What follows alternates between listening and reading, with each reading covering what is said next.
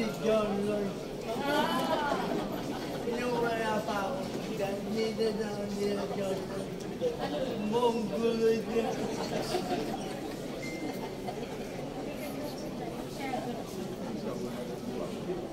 Chacha.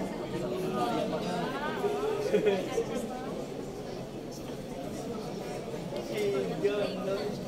Wala pa ako.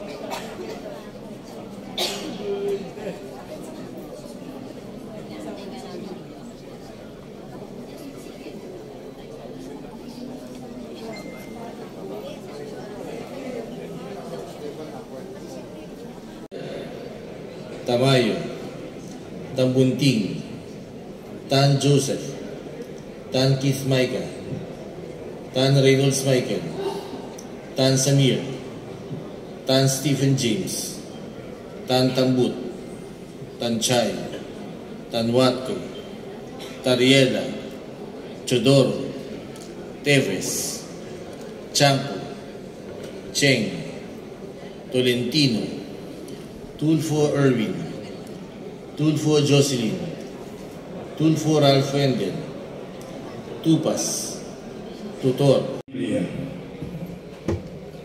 Muli, isang makasaysayan at mabuting araw sa lahat po. Ako pinaniniwala na ang pagdiriwang ng National Bible Day sa unang buwan ng taon ay hindi aksidente. Ito'y inadya ng Panginoon upang sama-sama natin itaas ang salita ng Diyos sa ating bansa para mapagpala ang ating bayan. Hindi ligid sa ating kaalaman, may mga sekwel sa ating lipunan nililibak, iniinsulto ang salita ng Diyos.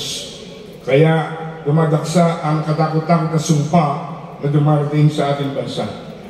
Kaya gusto ko pong unahin sandali ang kahalagahan ng salita ng Diyos. Naalala ko ang sabi ng Panginoon, kapag may krisis ang isang bansa, ang hinahanap ng Diyos ay yung mga lalaki at babaeng kailangan maging peacemakers.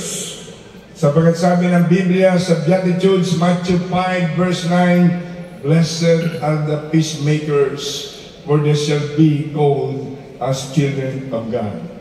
Mr. Speaker, the Bible is simply the Word of God. Ito ang salita ng Diyos na lumalang ng langit, lupa, at lahat ng bagay at tao sa buong mundo. Kasama ikaw at ako. Ito po kami sa House of Representatives. Bible Day. Ayan po. Ito po yung kapaligiran ng Congress. Ayan. Ayan si Manolo. Ayan si Pastor Ricky.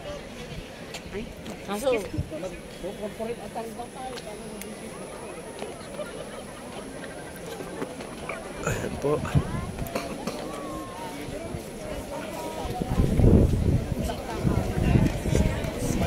Ayun na, lumabas na. Ayun na. Ayan na.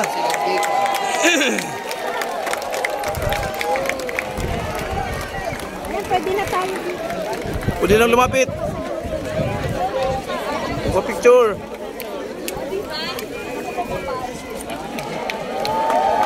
Walang microphone, may speaker ah. Sana meron. Oo.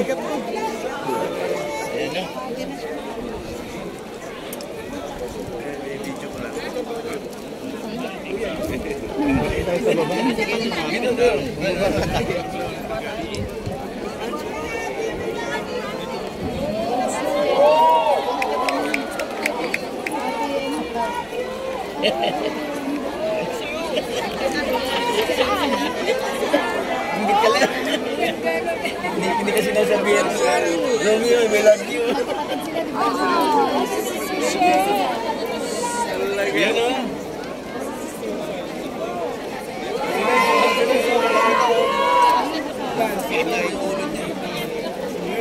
Natakpa na.